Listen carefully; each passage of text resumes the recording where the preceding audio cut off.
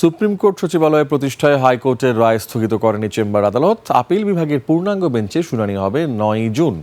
বৃহস্পতিবার সকালে সুপ্রিম কোর্টের সংশ্লিষ্ট শাখায় আপিলটি দায়ের করা হয়। বিষয়টি নিশ্চিত করেছেন attorney general barrister Ruhul Quddus কাজল।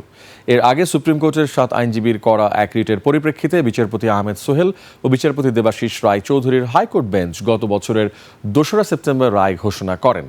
রায়ে সংবিধানের বর্তমান 116 অনুচ্ছেদকে সংবিধানের সঙ্গে সাংঘর্ষিক ও বাতিল ঘোষণা করে 1972 সালের মূল সংবিধানের 116 অনুচ্ছেদ পুনর্বহাল করা হয়।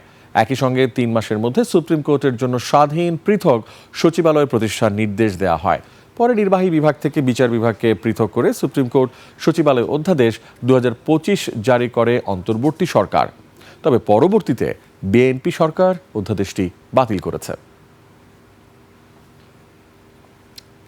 হাইকোর্ট নিজেই বলে থাকে যে না আমি এটা আপিল বিভাগের বিবেচনার জন্য দরকার, সার্টিফিকেট ইস্যু করা বলে। তো এই রায়টা যদিও হাইকোর্ট রায় দিয়েছেন, কিন্তু হাইকোর্ট কিন্তু এটাও বলেছেন যে এর সঙ্গে সাংবিধানিক এবং আইনগত মৌলিক প্রশ্ন জড়িত, যেটা সুপ্রিম কোর্টের আপিল বিভাগে নিষ্পত্তি হওয়া প্রয়োজন। সুতরাং প্রকারান্তরে হাইকোর্টের রায়ের মাধ্যমে কিন্তু হাইকোর্ট নিজেই বলেছেন যে তার রায়টি চূড়ান্ত নয়।